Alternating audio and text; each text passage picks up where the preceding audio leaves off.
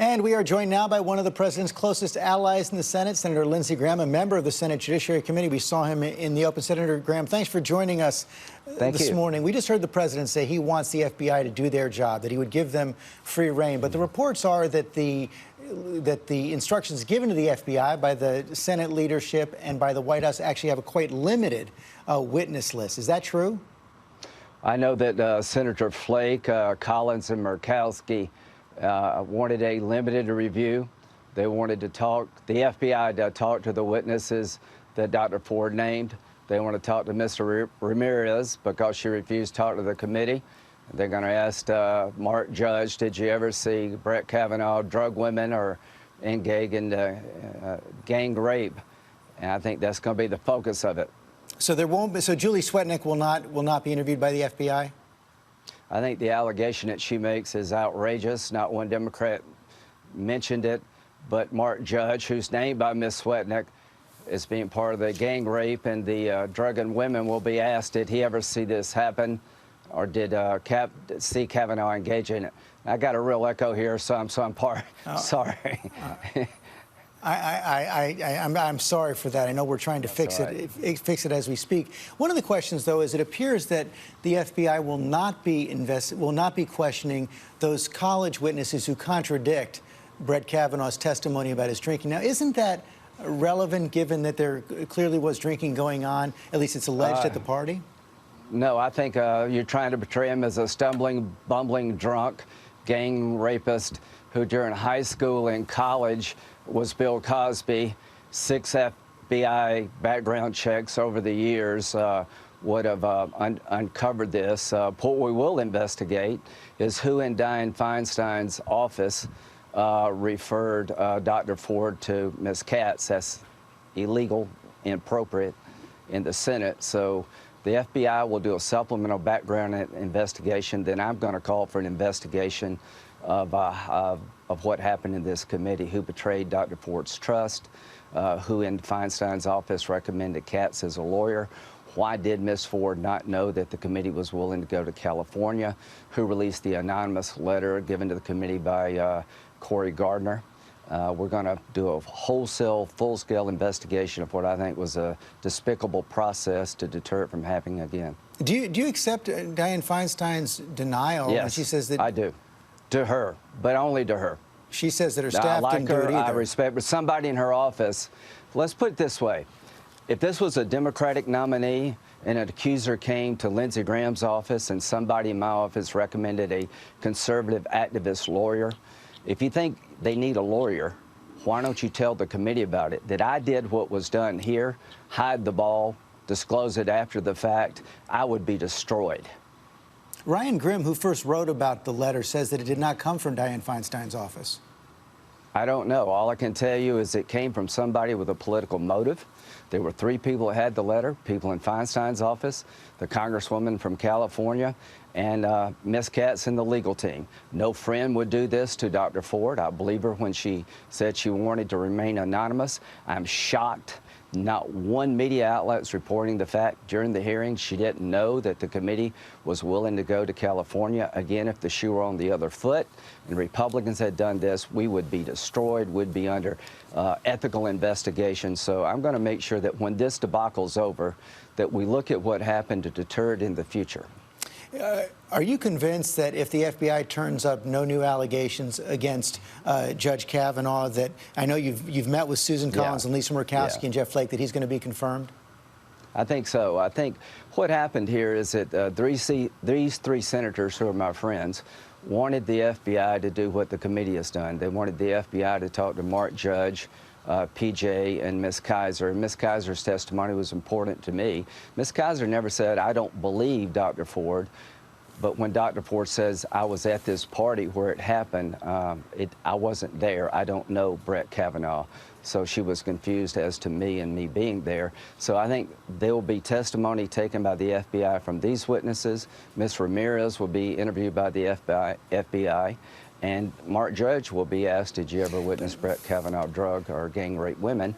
And I think that'll be the scope of it, and that should be the scope of it. Senator, isn't testimony about Judge Kavanaugh's drinking in college, if you're interviewing Deborah Ramirez, isn't that relevant? He's had six FBI background checks. He's been on the political stage for 26 years. He's not a stumbling, bumbling drunk. I don't believe that you could have accomplished what he's accomplished, to have been a serial rapist in high school and stop it for the rest of your life. Not one person who he's been charged of during his legal career has ever said he did anything inappropriate. So the Devil's Triangle is not what people said on the internet. It is a drinking game. I think he's highly qualified. I think he's a capable man. I think he was his life was ruined here.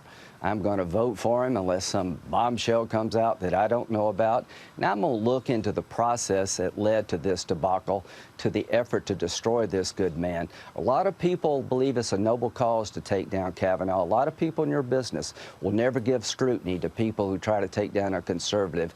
That's too bad, but I'm going to give it scrutiny. One of the concerns raised by Democrats, including our next guest, Senator Mazie Hirono, is that Judge Kavanaugh's testimony on Thursday showed that he was a fierce partisan that doesn't have the right temperament for the Supreme Court. Want to show what she said. A partisan political operative with an agenda. The very worry that kept him from confirmation to the D.C. Circuit for 3 years. His own words reinforce the concern that I and many of us here have, that he cannot be a fair and impartial judge. Your response?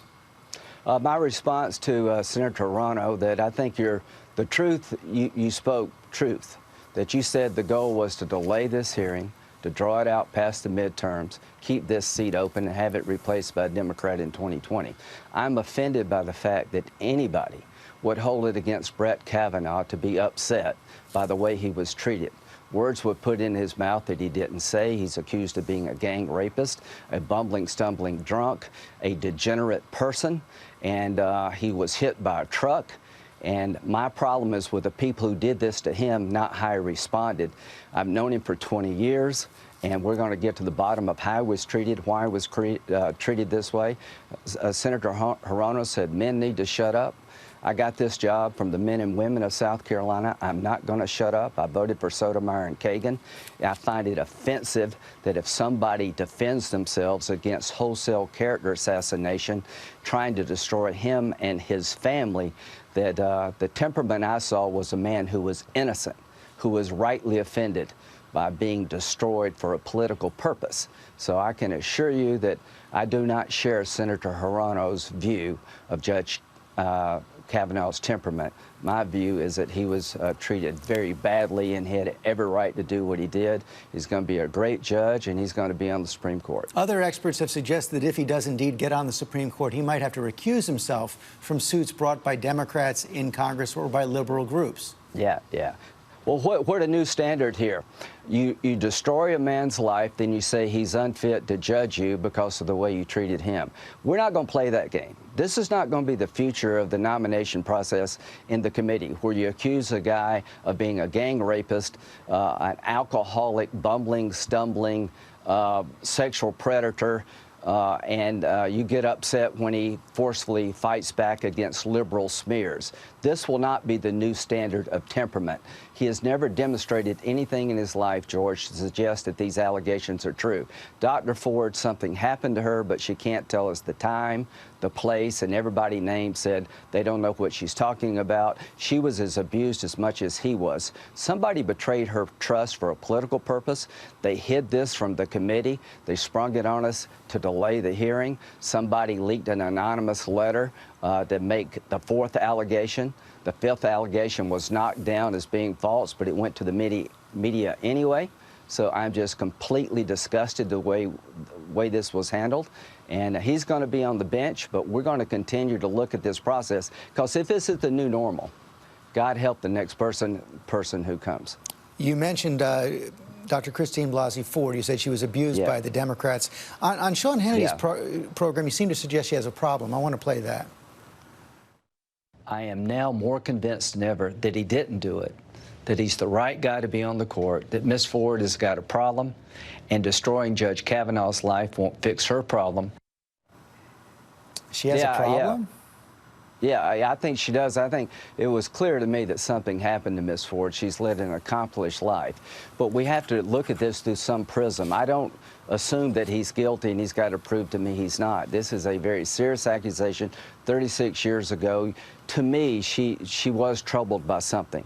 But when it comes to Brett Kavanaugh, he emphatically denied it. He went through his diary. Everything we know about him suggests he's not this kind of person. The people that she claimed were there said they don't know what she's talking about. She couldn't remember how she got there and how she got back. My problem is not with Dr. Ford. I really believe she was horribly treated. Whoever betrayed her trust to remain anonymous. But she says she's 100% certain. She says she's 100%. She says she's 100% certain it was Brett Kavanaugh. Yeah. Well, I can tell you this. I've been a lawyer for a long time, and you look at the accusation, and it has to be corroborated. And here's what I'm 100% certain of. When she said Miss Kaiser was at that party, she was wrong. When she claims that, when people claim that Brett Kavanaugh, not just her, is a bumbling, stumbling drunk who drugs women, is a gang rapist, I don't believe it. I have a lot of sympathy for what Dr. Ford's gone through, but the allegations did not hold up. She can file a complaint in Maryland, a criminal complaint. It will not get out of the batter's box.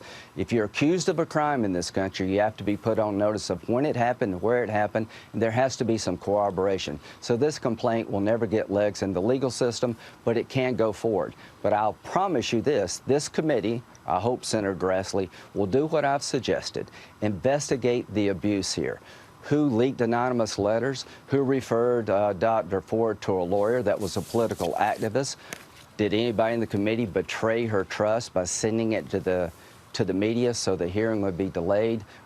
Why did she not know that we were willing to go to California? How did that happen? Could her lawyers possibly have not told her that? If these lawyers did not tell her that we're willing to go to California to avoid this debacle, I want to know that and hold them accountable. Senator Graham, thanks for your time this morning. Hi, everyone. George Stephanopoulos here. Thanks for checking out the ABC News YouTube channel. If you'd like to get more videos, show highlights, and watch live event coverage, click on the right over here to subscribe to our channel. And don't forget to download the ABC News app for breaking news alerts. Thanks for watching.